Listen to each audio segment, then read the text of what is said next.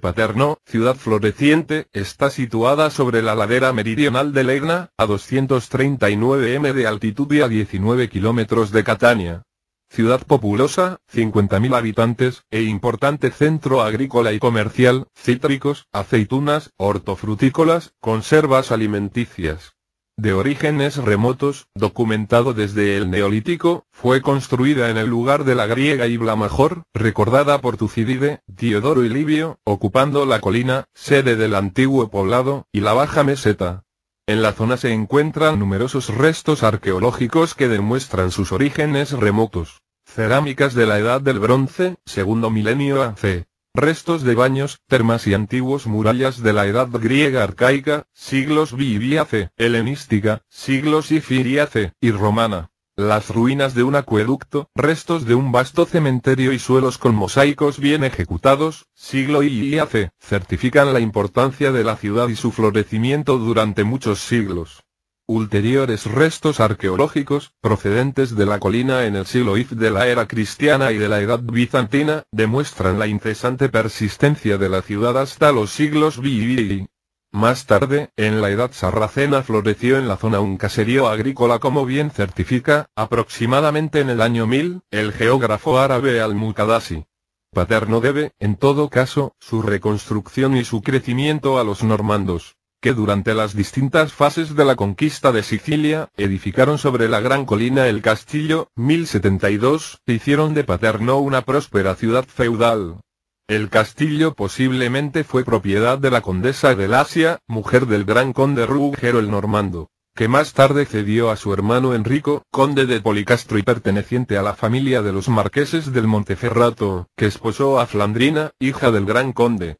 El desarrollo de Paternò fue posible gracias a los esfuerzos del conde Enrico, que tuvo una espléndida corte. El gran señor feudal hizo de esta ciudad el centro de un inmenso dominio que se extendía desde las faldas del volcán Etna hasta alcanzar la plaza Armerina, Caltanissetta, Butera y la costa meridional de Sicilia. Además, gracias a la asignación en la ciudad de una numerosa colonia de lombardos genéricamente, pueblos septentrionales, y a la construcción de distintas estructuras, iglesias y monasterios, se consiguieron grandes beneficios y protección. Esta política fue continuada por sus sucesores. Sobrepasando el año 1161, una vez que se termina la época de las grandes fortunas de familia, el poder de la ciudad pasó a ser de una única persona, sucediéndose a lo largo de medio siglo varias señorías. De Mársico, de Luqui, de Ocra, de Parisio, es en esa época, 1221 y 1223, cuando el emperador Federico X Bevia permaneció en el castillo de Paternò, Lancia, Bonifacio, Maleta, de Ampurias, hasta que se expulsó a los Angioini y salió al trono de Sicilia el rey Federico I de Aragona, momento en que la ciudad y otros 8 centros de la isla se incluyen en la Camera Reginale. Ciudades, tierras y caseríos serán otorgados por el soberano como señoría y en 1303 se las asignará a la cónyuge Eleonora de Aragona. Paternò permanecerá en esta condición institucional hasta las 1431. En 1337, durante uno de sus viajes hacia Catania, en el hospital de S. Giovanni dei Gerosolimitani, muere el rey Federico. En ese mismo lugar, Paternò, vivirá la reina Eleonora, que fallecerá en el caserío La Guardia, cercano a Nicolose, en 1343. Después de su muerte, Paternò y el condado circundante pasa a ser propiedad de la corona. En 1360, el rey Federico I de Aragona asignó este territorio a la reina Constanza de Castilla. En 1365 muere la soberana y Paternò viene vendido al conde Artale Alagona, gran justiciero del reino de Sicilia, agregándose otros dominios relevantes. En 1396, cuando los Alagona caen en desgracia y pierden todas sus posesiones, la ciudad vuelve a ser de la corona. En 1402, el rey Martino I de Aragona asignó este territorio a su mujer la reina Bianca de Navarra, que fue a Paternò en 1405, para promulgar desde la torre las normas y el reglamento de la ciudad. En 1431, la ciudad fue vendida por el rey Alfonso I de Aragón a Nicolò Speciale, virrey de Sicilia, por necesidades económicas del reino. en 1446 otra vez de la corona y, más tarde, en 1456 se vendió a Guglielmo Raimondo Moncada, conde de Averno y maestro del reino de Sicilia, y comenzando por entonces un largo período de señoría feudal. Paterno pertenecerá a esta potente familia, una de las principales y más ricas de Sicilia, hasta la abolición del feudalismo, siglo VI. En la historia de Paterno encontramos las huellas de distintas sucesiones, revueltas populares para adquirir la autonomía municipal e iniciativas judiciales para restituir a la ciudad las propiedades públicas, sin ningún tipo de suceso. Con el rango de condado, Paterno fue tierra feudal bien administrada. En 1565 estuvo a la cabeza del principado con 5.400 habitantes. Debido a la fuerte concentración urbanística la ciudad se tuvo que expander. En un primer momento, a lo largo de la ladera de la colina, después de medio siglo, por la meseta, y en el 600 en la colina. Económicamente dependió del campo, fuente de subsistencia y bienestar, destacando por sus cultivos, sus aguas y sus molinos. Fue por lo tanto una importante realidad cívica, con una gran expansión urbanística, demográfica y económica, cuando en 1693 gran parte de la Sicilia oriental quedó prácticamente arrasada y derribada por el violento terremoto. La obra de reconstrucción y su restablecimiento se empezaron enseguida, y ya en 1781 el príncipe de Biscari pudo alardear de la ciudad. La gran parte del promontorio empinado ofrece ya una espléndida vista que se extiende sobre la llanura. En aquel tiempo la población ascendía casi a 10.000 habitantes. La definitiva apariencia topográfica de la ciudad surgió, durante el SS, como resultado de la actividad urbanizadora del ayuntamiento e iniciativas privadas. En aquel siglo, época de gran inquietud civil y de transformaciones políticas e institucionales, la ciudad participó activamente en la unificación de Italia y más tarde en el nacimiento de las pretensiones sociales. Gracias a la gran participación popular que lucharon por la emancipación de la clase obrera. A principios de siglo XX Paterno llegó a 24.000 habitantes. La fertilidad y la vitalidad de sus campos fueron proverbiales e igualmente el sector industrial presentaba una buena realidad productiva en vía de desarrollo.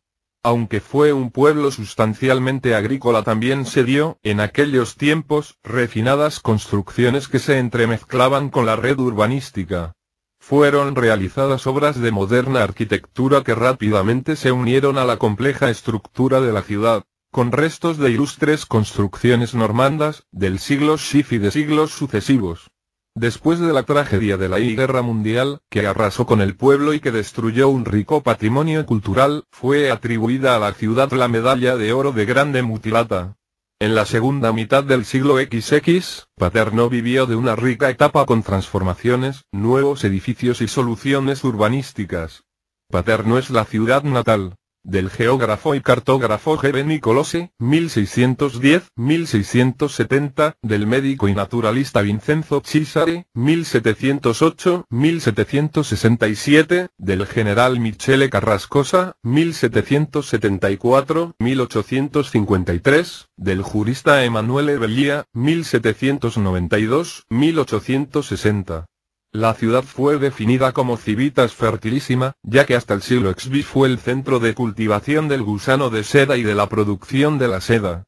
A finales del siglo XVI fueron notables las producciones de grano, vino, aceite, lino, cáñamo y algodón. Pero además, Paterno fue un activo centro cultural. En 1634 se creó la Academia della Fenice y en 1704 el teatro. Además fue sede de una intensa vida espiritual. Morada de conventos desde la época normanda, llegando a tener 32 iglesias a mitad del siglo XVI, de distintas órdenes y numerosas hermandades laicas. El plano urbanístico de la ciudad está caracterizada por dos grandes ejes viales, que se cruzan en la Plaza Regina Margherita, y cuatro canti, según el clásico sistema del Cardus y del Decumanus. La calle Vittorio Emanuele, que da al Gran Parque, la Villa Moncada, está situada en la extremidad oriental, y llega hasta la Plaza de la Independencia, el verdadero corazón de la ciudad, donde encontramos la iglesia de la SS. Annunziata, que consta de una fachada típicamente barroca y detrás de ella, la célebre roca de basalto, sede del antiguo poblado, y la calle G. B. Nicolosi que atraviesa la ciudad empinadamente, de sur, norte, hasta Assisi. Otra importante arteria de la ciudad es la calle Emanuele Bellia, en la zona norte, y en su centro la Piazza de la Regione. En ella se disponen los juzgados, antiguamente el ayuntamiento, y en su centro la preciosa fuente con mosaicos inspirados en los acontecimientos históricos más significativos de la ciudad. En la colina podemos encontrar la zona más antigua de la ciudad, con callejuelas estrechas y tortuosas, mientras la zona moderna se expande ordenadamente por la extremidad este, hacia Catania, gracias a la topografía del lugar.